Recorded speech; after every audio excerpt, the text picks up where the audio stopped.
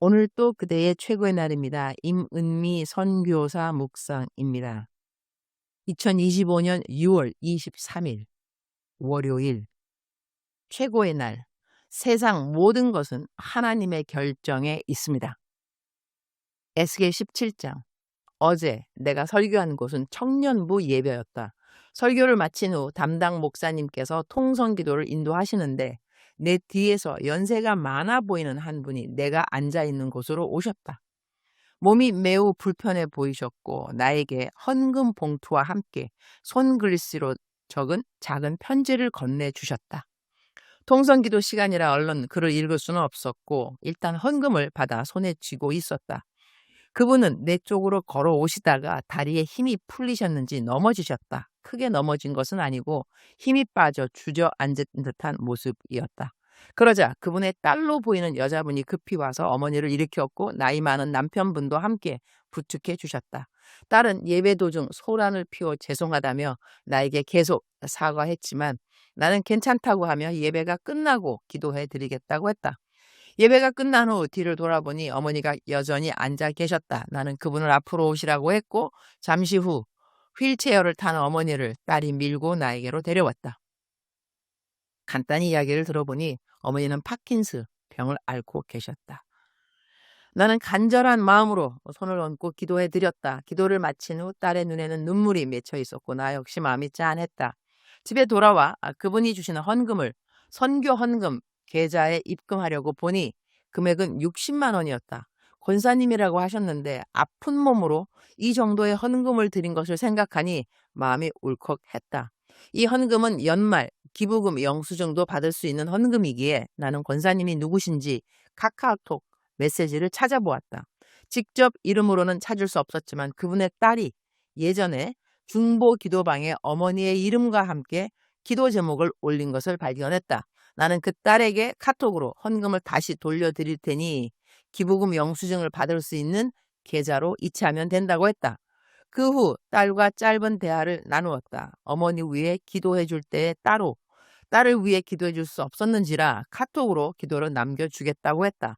그리고 나는 어머니가 주신 헌금을 그대로 딸에게 돌려드렸고 딸은 그 헌금을 샘 인터내셔널 계좌로 이체한 후 입금 내역을 사진으로 캡처해서 나에게 보내주었다. 사진을 보니 60만 원 이체 후 남은 잔액은 3만 원도 채 되지 않았다. 그 잔액을 보며 권사님은 자신이 가진 거의 전부를 하나님께 드린 것이라는 생각이 들어 또다시 마음이 먹먹했다. 몸이 아픈 가운데 건축 헌금을 정성껏 준비해오고 선교사를 만나 기도받고 싶었던 그 간절한 마음 앞에서 나는 나에게 신유의 은사가 있으면 얼마나 좋을까 하는 마음이 들었다. 손을 얹고 단박에 낫게 해드릴 수 있다면 얼마나 좋았을까. 어머니를 모시고 교회까지 온 딸, 또 옆에서 함께한 남편, 그 가족이 모두 교회를 다니는지는 모르겠지만 권사님은 내 묵상을 읽는 분이라고 하셨다. 그렇게 아픈 몸으로 어떻게 내 묵상을 읽으셨을까. 그 권사님이 준 편지에는 힘없는 손으로 꾹꾹 눌러 쓴 글씨가 있었고 맨 위에는 선교사님 너무나 만나고 싶었습니다. 울컥하네요. 라는 한 문장이 또렷하게 쓰여 있었다. 만나고 싶던 선교사에게 기도를 받기 위해 교회를 찾아오신 권사님의 간절한 마음이 담겨 있었다. 나는 다시 딸에게 어머니의 기도 제목과 본인의 기도 제목을 따로 문자로 보내달라고 요청했다. 딸이 이전에 중보기도방에 어머니 기도 제목을 올렸지만 사실 나는 중보기도방에 올라오는 모든 기도를 다 읽지는 못한다. 시간이 있을 때 잠깐 들어가서 읽는 것이 내가 할 수 있는 최선의 기도이기 때문이다. 나는 어제 사역 마친 후 조금 일찍 잠자리에 들었다. 요즘 피곤이 누적되어 있었고 내일부터 여의도 순복음교회 선교대회의 공식 일정이 시작되기 때문에 모든 순서를 잘 감당하려면 몸을 덜 피곤하게 두는 것이 필요했기 때문이다. 오늘 새벽 4시쯤 한 통의 문자가 도착해 있었다. 사랑하는 아버지를 병간호하고 있는 어느 딸의 문자였다. 보통 병원에서 보면 아들보다는 딸이 부모님의 병간호를 많이 맡는 것 같다.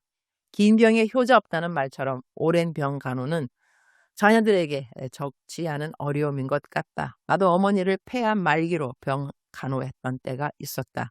그때 어머니가 미안해 하실 때마다 나는 긴 병에 효자 없단 말은 있어도 효녀 없단 말은 없으니 엄마는 걱정하지 마세요. 라고 했던 말이 기억난다.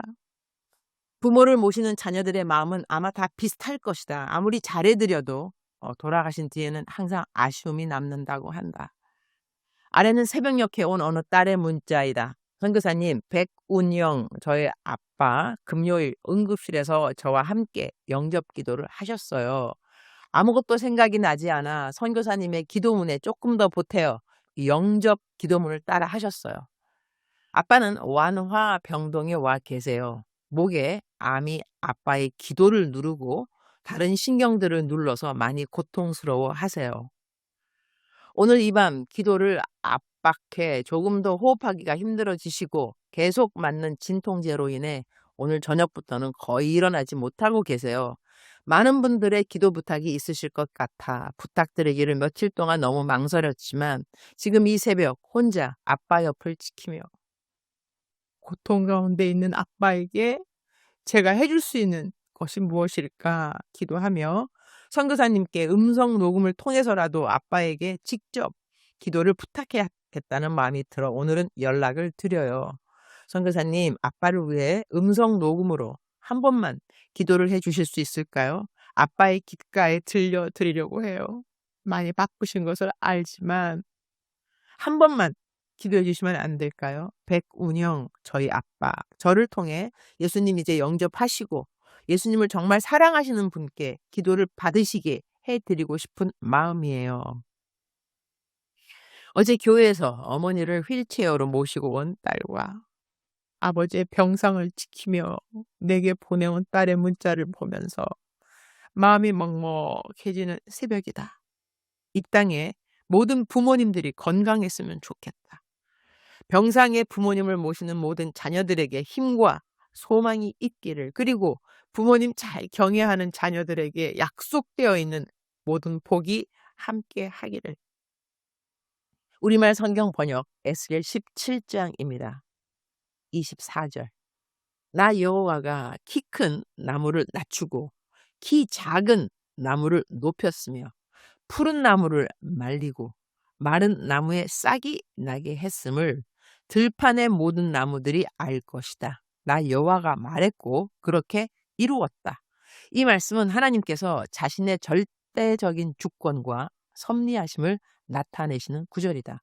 하나님은 교만하고 스스로 높은 자는 낮추시고 겸손하고 낮은 자는 높이신다는 것이다. 사람이 살고 죽는 것, 건강하고 아픈 것, 재산이 있고 없는 것, 지위가 높고 낮은 것, 그 모든 것을 주관하시는 이는 여호와 하나님이시라는 것이다. 주님, 오늘 또 최고의 날입니다. 세상은 참 어지럽습니다.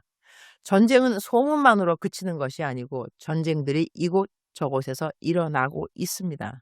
전쟁의 소문이 더 이상은 아니라는 것이지요. 그럼에도 불구하고 세상 사람들은 세상의 마지막 날에 대한 관심은 없습니다. 전쟁과 기근과 전염병에 대한 관심과 염려는 있어도 이것으로 인하여 이어지는 마지막 심판에 대한 관심은 이전이나 지금이나 없습니다. 깨어있는 사람들만 이전에도 지금도 하나님의 시간을 기다리는 것 뿐이겠지요. 저는 오늘 또 어제처럼 잘 살도록 하겠습니다. 주님이 이 땅에 다시 오실 날을 오늘 또 기다리며 살아가겠습니다. 사랑한 날들만 내가 주님 앞에 올바로 사는 날들로 여김받게 될 터이니 오늘 또 주님 생각하시는 사랑을 실천하면서 살 수 있기를 기도드립니다. 내 묵상에 일일이 열거할 수 없는 저의 많은 스케줄들이 있습니다. 모든 스케줄들을 잘 감당할 수 있는 힘과 용기와 인내가 있기를 기도드립니다. 주님 사랑합니다. 주님 감사합니다. 오늘 또 우리 주님 저를 보시면서 하루 종일 기쁨을 넘어서 감동이 되시면 참 좋겠습니다. 외우면 좋은 말씀. 잠언 18장 12절. 사람의 마음의 교만은 멸망의 선봉이요 겸손은 존귀의 앞잡이니라. 사랑하는 그대여. 사랑하는 그대여 출석 부르고 있습니다. 대답하셔야죠. 사랑하는 내 아들, 사랑하는 내 딸, 강건할지어다. 강건할지어다. 견고할지어다. 견고할지어다. 너가 견고할 수 있는 비결 너도 알고 있습니다. 삶의 균형이 아니겠느냐? 말씀, 기도, 전도, 선행. 이렇게 4가지가 너에게 균형 있게 있다면 너의 신앙의 그 여정 처음부터 끝까지 견고하게 될 것이니라. 너에게는 삶의 균형이 필요하다는 것이다. 신앙의 균형이 필요하다는 것이다. 오늘 너 말씀 읽었느냐? 묵상했느냐? 너 기도했느냐?